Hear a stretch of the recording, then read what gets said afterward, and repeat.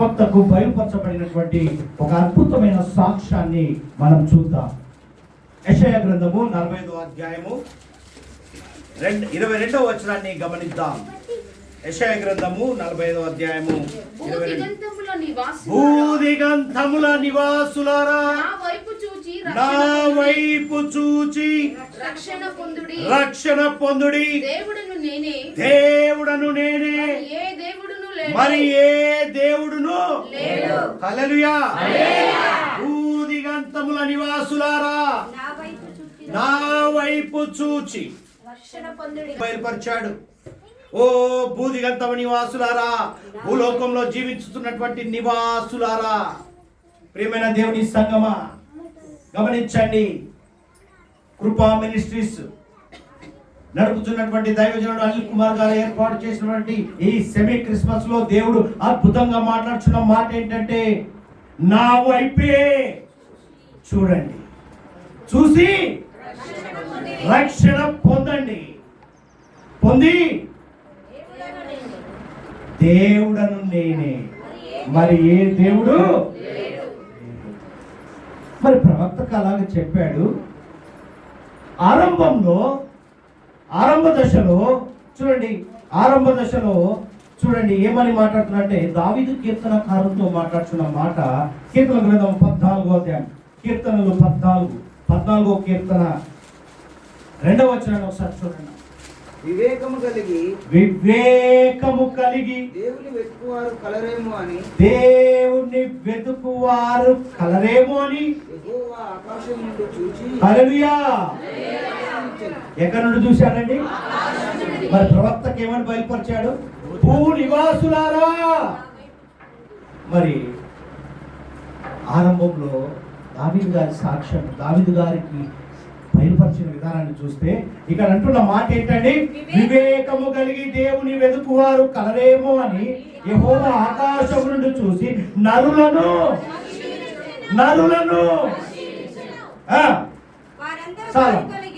వారందరూ దారి తొలగి బొత్తిగా దేవునికి మేము కలుగును గాక.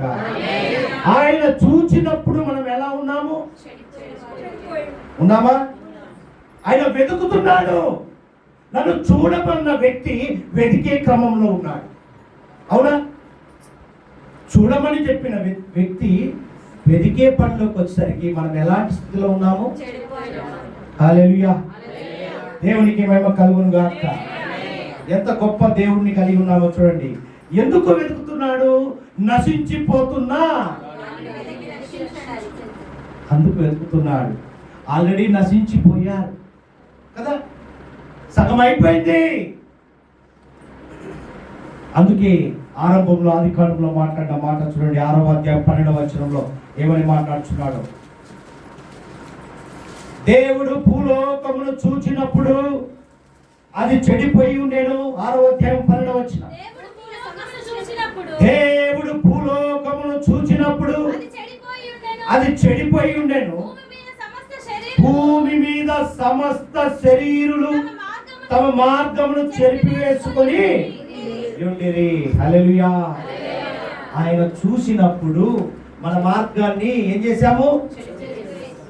ఇశ్రాయేలు ప్రజలు బానిసత్వంలో ఉండి వారు ఆ బానిసత్వం విడుదల నుంచి నడిపించడానికి మోషే నాయకత్వం వహించి నడిపిస్తున్న క్రమంలో ఇశ్రాయేలు ప్రజలతో ఎంతమంది వచ్చారండి? ఏ రకమైన మనుషులు వచ్చారు? మిశ్రిత జనం వచ్చారు. ఇశ్రాయేల్ ప్రజలే వచ్చారా? దానిలో రకరకాలైనటువంటి మనుషులు వచ్చారు. వచ్చినప్పుడు అక్కడ ఏమైపోయిందండి? ఒక్కొక్కరిది ఒక్కొక్క మార్గం ఎన్నుకున్నారా? ఏమని?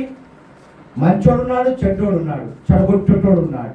ఏమన్నారు తెలుసు? అరే ఎందుకురా నాయన పోవడం, మన ఊర్లో ఉంటే ఏమి తినేవాళ్ళము, ఎలా ఉండేవాళ్ళు, ఇదేంద్ర అరణ్యంలో అన్నారా?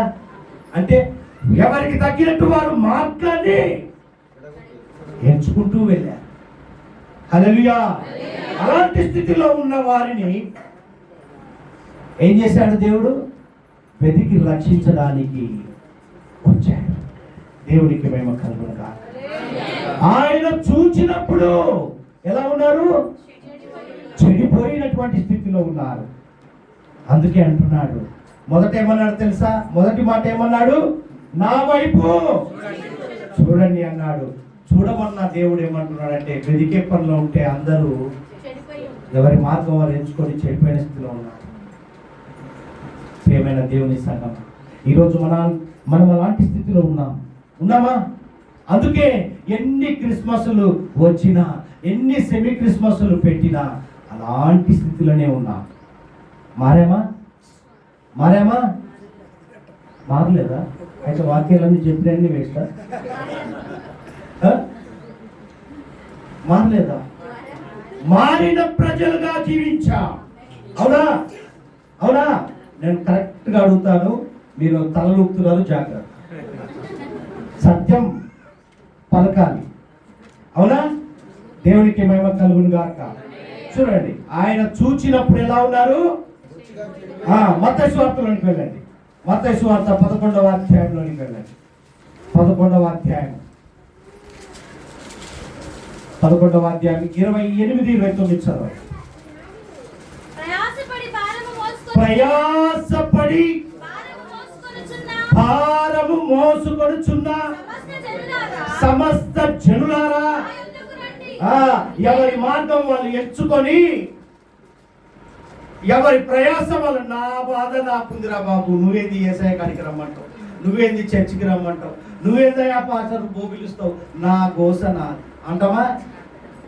అంటున్నాడు, ప్రయాసపడి భారము మోయుచున్న సమస్త జనులారా నా యొద్దకు రండి, నేను మీకు విశ్రాంతి కలగజేతును. నేను సాత్వికుడును, దీన మనస్సు కలవాడును, కనుక మీ మీద నా కాడి ఎత్తుకొని నా యొద్ద హల్లెలూయా నా యొద్ద నేర్చుకొనుడి. మొదటేమన్నాడు? చూడండి అన్నాడు. రెండవది ఏమన్నాడు? అంతా చూశాడు, ఎవరి మార్గం వాళ్ళు అంతా శిథిలమైపోయిన స్థితిలో ఉన్నారు. వచ్చి నా యొద్దకు వచ్చి నేర్చుకోండి అంటున్నాడు. మొదట చూడమన్నాడు, రెండవది నేర్చుకోమంటున్నాడు. చెప్తారా ఎవరైనా? ఎవరి ఇష్టం అది, పోతే పోని, నాకేంది అన్నాడా? వెతికాడు. వెతికినప్పుడు ఏమైపోయింది? ఎలా అయిపోయారు? ఎవరి మార్గం వాళ్ళు ఎంచుకొని శిథిలమైన స్థితిలో ఉన్నారు. వాళ్ళని నశించిపోతున్న ఆత్మను వెతికి రక్షించి ఏం చేశాడో తెలుసా? నేర్చుకోమంటున్నాడు. చూడండి, నేర్చుకోండి అంటున్నాడు. అన్నాడా? నేను చెప్పాను అన్నమాట. వాక్యం చెప్పింది, పరిశుద్ధ గ్రంథం నుంచి లేఖనాలు బయలుపరచబడ్డాయి. చదవండి, ఏమంటున్నాడు? ప్రయాసపడి భారం మోసుకొనుచున్నా, దానిలో నువ్వు కావచ్చు, నేను కావచ్చు, మనం కావచ్చు. అవునా? ప్రయాసము చెప్పడం మొదలు పెడితే సమయం సరిపోదు. ఇది నిజమా? నిజమన్నవారు హల్లెలూయా చెప్పండి. నువ్వు చెప్తావు నాకేంది అంటున్నావా? నా ప్రయాసాన్ని దేవుడు చూస్తున్నాడు. దినం ఎవరు చూస్తున్నారు? ఎవరు చూడరు? భూ నివాసులారా ఏమన్నాడు అక్కడ? నా యొద్దకు రండి, నీ ప్రయాసాన్ని నేను చూస్తాను. ఎంత మంచి మాట అంటున్నాడు. నేర్చుకోమంటున్నాడు. ఏమన్నాడు? నేర్చుకోమంటున్నాడు. మరి పౌలు భక్తుడు ఫిలిప్పీ సంఘంతో మాట్లాడతాడు. అక్కడ చూడండి ఏమంటాడు? పౌలు భక్తుడు మాట్లాడుతున్న మాట చూడండి. ఫిలిప్పీ సంఘంతో మాట్లాడతాడు. ఫిలిప్పీలకు రాసిన పత్రిక 2వ అధ్యాయంలోకి వెళ్ళాడు. 2వ అధ్యాయంలో చక్కని మాట బయలుపరచబడింది. 4వ వచనం చదవండి. మీలో ప్రతి వాడును ఏంటండి? సొంత కార్యములను మాత్రమే కాక ఇతరుల కార్యములు కూడా ఓ ఫిలిప్పీలున్న సంఘ విశ్వాసులారా, వీరులారా, దేవుణ్ణి మీరు అతిగా ప్రేమించే భక్తులారా, మీ సొంత కార్యాలే కాదు. క్రిస్మస్ అంటే ఏంటండి? క్రిస్మస్ అంటే ఏంటి? క్రిస్మస్ ఆరాధిస్తామమ్మా, ఆరాధించకుండా ఎటు పోతాం? ఇంకా అంతకంటే ముందు క్రిస్మస్ అంటే ఏంటి? ఇచ్చుట, దేవుని ప్రేమను పంచుట. నా వరకు నాకు ఉంటే చాలు. క్రిస్మస్ నేను బాగా కనపడాలి, నా ఇల్లు బాగుండాలి, నా కుటుంబం బాగుండాలి, నేను బాగుండాలి. మరి పేదవాడి పరిస్థితి, లేనివాడి పరిస్థితి. అందుకే మాట్లాడుతున్నాడు, ఏమంటున్నాడండి? మీలో ప్రతి వాడును తన సొంత కార్యములను మాత్రమే కాక ఇతరులను ఇతరులను కూడా, అంటే నీకొక్కనికే కాదు క్రిస్మస్, లేని వాడిని పలకరించి వాని అవసరత తీర్చడమే క్రిస్మస్. చూడమన్నాడు, నేర్చుకోమన్నాడు. ఏం నేర్చుకుంటాడో తర్వాత చెప్తాడు. మనం ఏం నేర్చుకోవాలని కూడా చెప్తాడు. ఇక్కడ ప్రేమైన దేవుని సంగమా, మన మటుకే కాదు ఇతరులను గురించి ఆలోచన చేయాలి అంటున్నాడు. చదువు. క్రీస్తు యేసునకు కలిగిన ఈ మనస్సు. ఏ మనస్సు? ఏముంది క్రీస్తు యేసుకు? ఇంకా తగ్గింపు. తను తగ్గించుకున్నవాడు. ఒక్క చీర చాలు ఈ సంవత్సరం, 2 వద్దయ్యా, లేని వాళ్ళకి ఇస్తా అన్న మనసు ఉందా? అబ్బే, ఇది నిజం కా. పాస్టర్లు కానీ ఉన్నవాళ్ళు కానీ మాకు లేకపోయినా పర్లేదులే, మీకుంటే చాలు అంటారా? సస్యంగా ఒప్పుకోం. పండగ అయిపోద్ది, మళ్ళీ సాయంత్రం కట్టుకోవాలి, బయటికి వెళ్ళడానికి, కలవడానికి. 2 ఉండాలి. ఒక్కటి నాకు, బయటి వారికి, లేని వారికి ఒకటి ఇస్తాము అన్నదే ఆయన మనస్సు. హల్లెలూయా. దేవునికి మహిమ కలుగును గాక. చదవండి. ఆయన దేవుని స్వరూపము కలిగిన వాడై ఉండి దేవునితో సమానంగా ఉండుట విడిచిపెట్టకూడని భాగ్యమని ఎంచుకొనలేదు. మనుష్యుల పోలికగా పుట్టి దాసుని స్వరూపమును ధరించుకొని తను తానే రిక్తుడిగా. చదువు. మరియు ఆయన ఆకారమందు మనుషులుగా కనపడి మరణము పొందినంతగా, అనగా శిలువ మరణము పొందినంతగా విధేయత చూపిన వాడై తను తాను తగ్గించుకొనెను. అందుచేతనే పరలోకమందున్న వారిలో గాని, భూమి మీద ఉన్న వారిలో గాని, భూమి క్రింద ఉన్న వారిలో గాని ప్రతి వాని మోకాలు యేసు నామమున వంగునట్లును. అదండి ఆయన మనస్సు కలిగి ఉండాలంటే, మనల్ని చూడగానే ఇతరులు ప్రేమించేటట్టుగా కనపడాలి. ప్రైజ్ ది లార్డ్ అంటాం కదా, మనసులో పెట్టి అంటామా, హృదయంలో పెట్టి అంటామా, లేకపోతే పలకరి అలా కనపడకపోతే మళ్ళీ చెప్పబోతే అడుగుతాడు అన్నట్టుగా అంటాం. యేసు క్రీస్తు మనస్సు కలిగి ఉంటే నువ్వు ఇతరులను ప్రేమిస్తావు. ప్రేమిస్తావా? అదే క్రిస్మస్. ఇక ఏం లేదు. ఇక క్రిస్మస్ అంటే నువ్వు ప్రేమించడం మొదలు పెట్టడమే క్రిస్మస్. అది ఆయనకి ఇష్టం. ఎవరికి ఇష్టము? ఎవరికి ఇష్టము? చూడమన్నాడే, నేర్చుకోమన్నాడే, ఆయనకి ఇష్టం అది. అవునా? మనం పిల్లలను స్కూళ్ళకి ఎందుకు పంపిస్తామండి? అంతేనా? వాళ్ళు నేర్చుకుంటారు, మనమైతే నేర్చుకుంటాం. అవునా? నేర్చుకునే వారిగా ఉండుగా. హల్లెలూయా.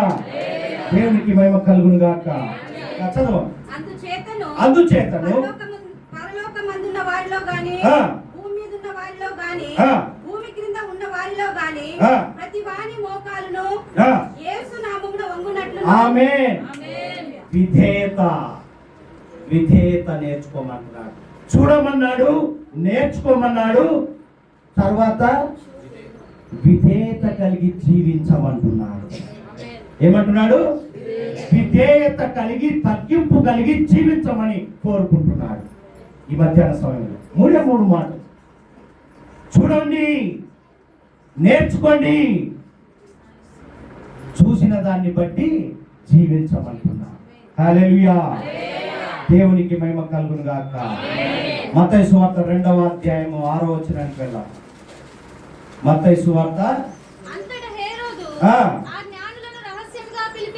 ఆ జ్ఞానులను రహస్యముగా పిలిపించి ఆ నక్షత్రము కనపడిన కాలము వారి చేత పరిష్కారము తెలుసుకొని మీరు వెళ్ళి ఆ శిశువు విషయమై, ఏ శిశువు అండి? ఆ శిశువు విషయమై జాగ్రత్తగా విచారించి తెలుసుకొనగానే నేను వచ్చి ఆయనను పూజించున్నట్లు నాకు వర్తమానము తెండని చెప్పి, హల్లెలూయా హల్లెలూయా. వారు రాజు మాట విని బయలుదేరి పోవుచుండగా, ఇదిగో తూర్పు దేశమున వారు చూచిన నక్షత్రము ఆ శిశువు ఉండిన చోటి మీదుగా వచ్చి నిలుచు వరకు వారికి ముందుగా నడిచెను. హల్లెలూయా. వారు ఆ నక్షత్రమును చూచి, ఇది చెప్తారు బాగా, ఇది బాగా చెప్తారు.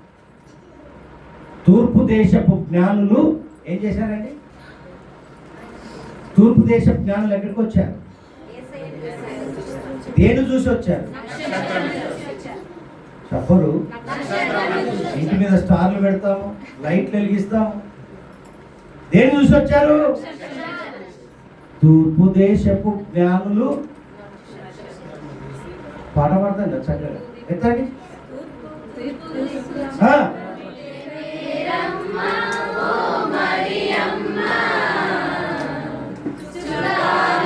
ఆపండి ఆపండి. దేని చూసి? చుక్కాను చూసి.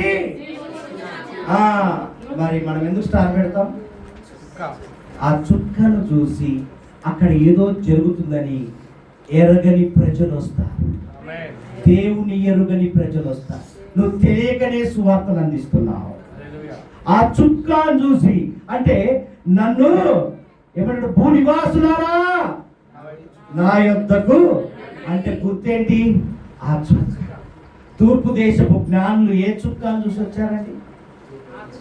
ఆ చుక్కను చూసి వచ్చి ఏమైపోయారు? సంతోషము. చుక్కలు చూడాలి. అబ్బా ఏంటిదో తెల్లగా బాగా కనపడుతుంది అంటంగా. అత్యానందపరితులే. ఇంటిలోనికి వచ్చి తల్లి అయిన మరియను ఆ శిశువును చూచి సాగిలపడి ఆయనను పూజించి తమ పెట్టెలు విప్పి బంగారము సాంబ్రాణి గోళమును కానుకలుగా, హల్లెలూయా, చూశారు, వచ్చారు.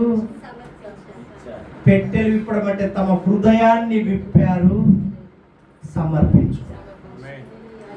చూసారా? నేర్చుకున్నారా?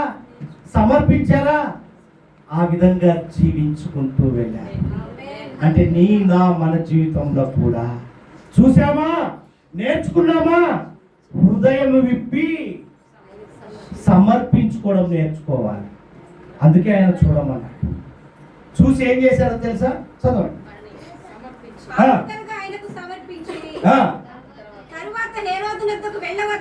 హల్లెలూయా. గట్టిగా చదవండి. వెళ్ళవద్దని స్వప్నమున.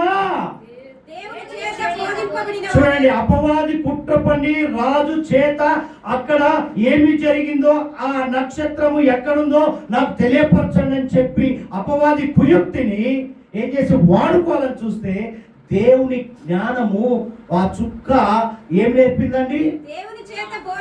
దేవుని చేత వచ్చి చూస్తే నీకు జ్ఞానము బోధింపబడింది, నిన్ను మార్చగలిగింది. నువ్వు వస్తే, నువ్వు నేర్చుకుంటే నీ జీవితము మార్చబడింది. తూర్పు దేశపు జ్ఞానులకు ఏమైందండి? జ్ఞానం. వాళ్ళు ముందే జ్ఞానులు, ఇంకా జ్ఞానంతో స్వప్నం అంది ఏమైంది? దేవుని చేత బోధింపబడి వారు మరి యొక్క నీ మార్గము భూనివాసులారా నా యొద్దకు రండి అని వచ్చినప్పుడు, ఆయన చూచినప్పుడు నీ మార్గం ఎలా ఉంది? చెడిపోయింది. వచ్చావు, చూసావు, నేర్చుకున్నావు. నీ మార్గం ఎలా అయింది? మరి యొక్క మార్గం మరి యొక్క మార్గం అంటే దేవుని మార్గంలోనికి మార్చబడింది. హల్లెలూయా. అందుకే సేవకులు బోధించేది, సేవకురాలు బోధించేది, ఆయా సేవకురాలు సంఘాల్లో బోధించేది, రండి అంటే రారు. వచ్చి చూడు, చూసావు, నేర్చుకున్నావు, నీ జీవిత మార్గం మార్చబడిందా? జ్ఞానులు ఏం చేయాలి? రాజుకైతే ఖచ్చితంగా చెప్పాలి, కానీ వారు తమ మార్గమును మార్చుకొని వారు మరి యొక్క మార్గమున హల్లెలూయా ఏం చేశారండి? రాజుకు కనబడకుండా మరి యొక్క మార్గమున సువార్తను చాటిపడానికి వెళ్ళారు. నీవు కూడా ఎలా ఉండాలి తెలుసా? వచ్చావా, నేర్చుకున్నావా, నీ మార్గం మార్చబడిందా? ఇంట్లో కూర్చోడం కాదు, నశించిపోతున్న ఆత్మను వెతికి రక్షించే పనిలో నువ్వు ఉండువు కాక. అది యేసయ్య పని కాదు. నిన్ను పిలిచాడు, నేర్చుకోమన్నాడు, నీ మార్గాన్ని మార్చాడు, మార్చి జీవించమని నేర్పిన చూసిన దేవుడు నీకు అప్పచెప్పిన పని ఏంటి? నశించిపోతున్న ఆత్మను నేను 3వ దినం తిరిగి లేస్తాను వారి కొరకే అని కాదు. నీకు చెప్పిన బాధ్యతను చేస్తున్నావా లేదా నిన్ను చూడడానికి ఆయన వచ్చాడు. హల్లెలూయా. దేవునికి మహిమ కలుగును గాక. ఎంత గొప్ప దేవుడు అండి. చూసారా, వాళ్ళు ఏం చేశారు? సమర్పించుకున్నారు. అంటే కరుడు గట్టి బంధించినటువంటి మూయబడ్డ హృదయము తెరవబడింది. నువ్వు వచ్చావా, నేర్చుకున్నావా, నీకు మూయబడ్డటువంటి హృదయము తెరవబడినట్టుగా కనబడింది. నీ హృదయము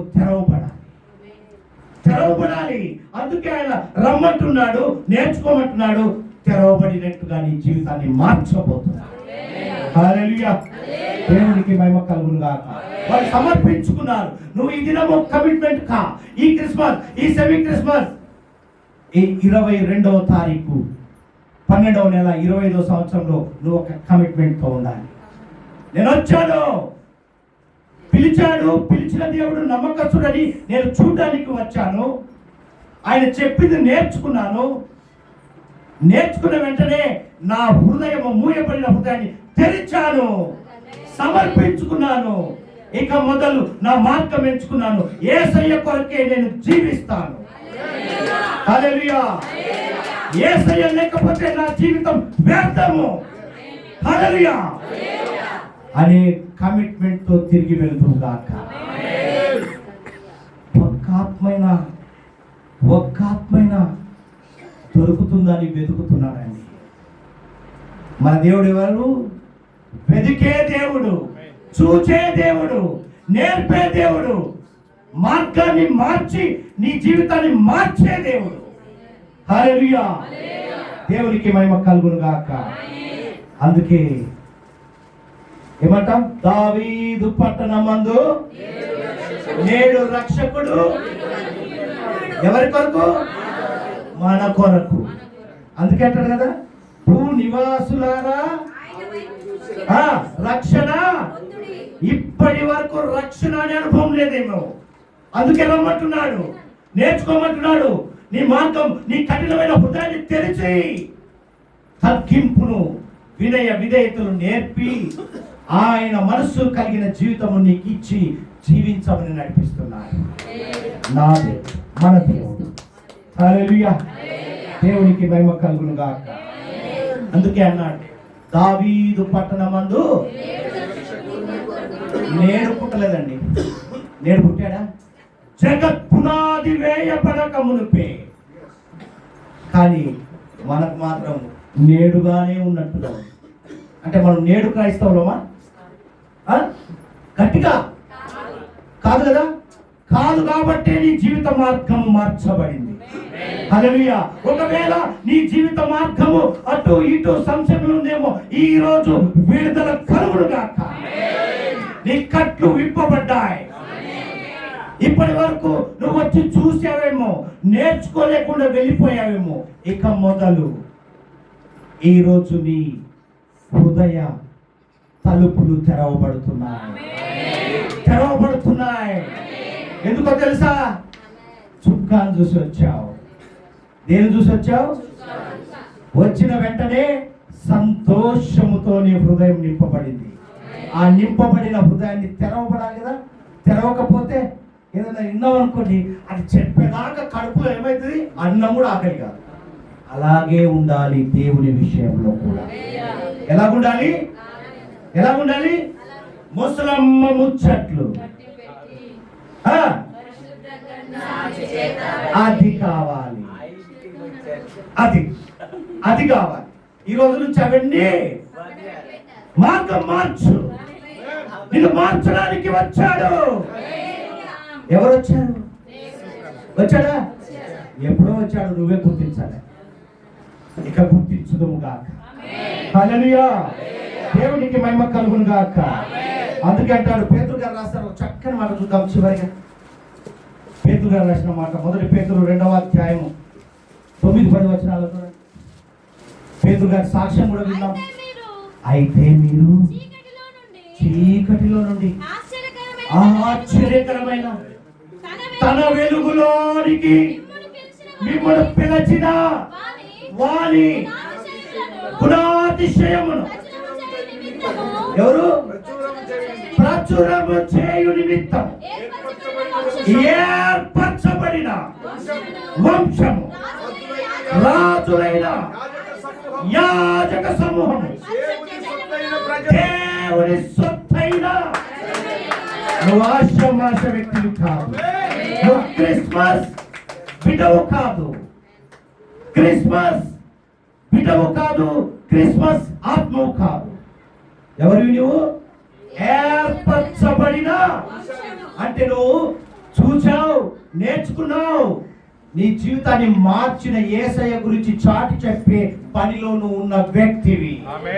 నువ్వు ఆశామాషం అనుకుంటావు, నా పని కాదు, సేవకుడి పని, సేవకురాల పని ఆయన చూసుకుంటాడు అనుకుంటున్నావు. ఇప్పటి వరకు నువ్వు ఎవరు తెలుసా?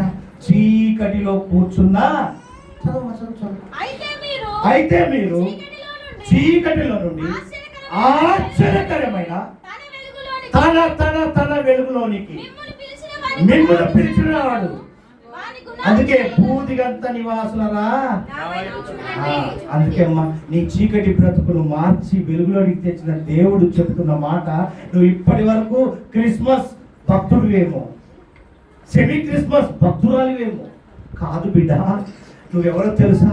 ఇప్పటి వరకు నువ్వు నేర్చుకున్నావు, ఇప్పటి వరకు చూసావు, నేర్చుకున్నావు, మర్చావు. ఇక మరొక నువ్వెవరో నేను గుర్తు చేస్తున్నాను అంటున్నా. ఏమంటున్నాడు తెలుసా? ఆశ్చర్యకరమైన తన వెలుగులోనికి మిమ్మల్ని పిలిచిన వారి గుణాతిశయములను ప్రచురము ప్రకటించడానికే నేను నిలబెట్టింది. కొత్త బట్టలు వేసుకొని పిల్లలందరికీ బట్టలు తీసి మంచి భోజనాలు చేసి అందరికి పిలిచి పెట్టేది కాదు క్రిస్మస్. నా జీవితాన్ని మార్చాడయ్యా. నేను వచ్చాను, చూశాను, నా హృదయాన్ని విప్పాడు, నేను సమర్పించుకున్నాను అని సాక్ష్యం చెప్పే బిడ్డగా నేను నిలబెట్టాను. ఆ సాక్ష్యాన్ని చూసి ఇతరులు మార్చబడాలి అంటే నశించిపోతున్న వ్యక్తి మార్చబడునుగా, రక్షణ అనుభవంలోనికి వచ్చునుగా. హల్లెలూయా, హల్లెలూయా.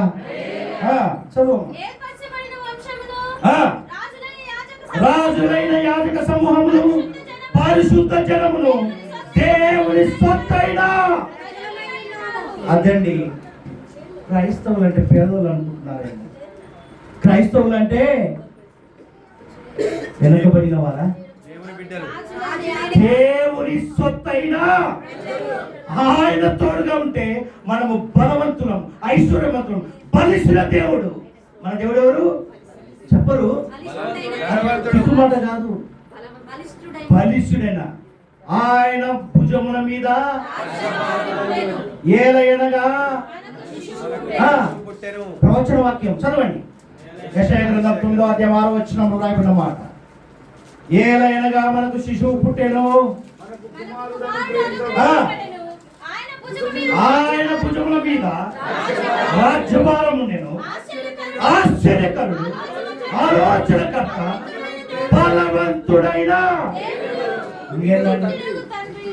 నిత్యుడగు తండ్రి, సమాధానకర్త. మరి ఇంకేం కావాలి? అవన్నీ పక్క పెట్టి వాళ్ళు చదువుకుంటారు, మాకెందుకు అనుకుంటున్నావా? ఈరోజు నువ్వు బాధపడుతున్నావే, బలవంతుడైన దేవుని కలిగి ఉన్నావు. నిన్ను పిలుచుకున్న దేవుడు ఆశామాష వ్యక్తి కాదు. నిన్ను చీకటిలో నుండి, చీకటి బ్రతుకుల నుండి వెలుగు బ్రతుకులోనికి తీసుకొచ్చిన దేవుడు. ఆ వెలుగు ప్రకాశం ఇతరులకు ప్రకాశింపజేసినట్టుగా నిన్ను ఒక సాక్షిగా నిలబెట్టాడు.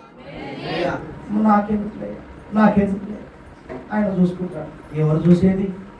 నిన్ను చూడ్డానికే పిలిచాడు, నీకు నేర్పడానికి పిలిచాడు, నీ జీవితాన్ని మార్చడానికే, మార్చి ఇతరులను మార్చడానికి నిలబెట్టాడు.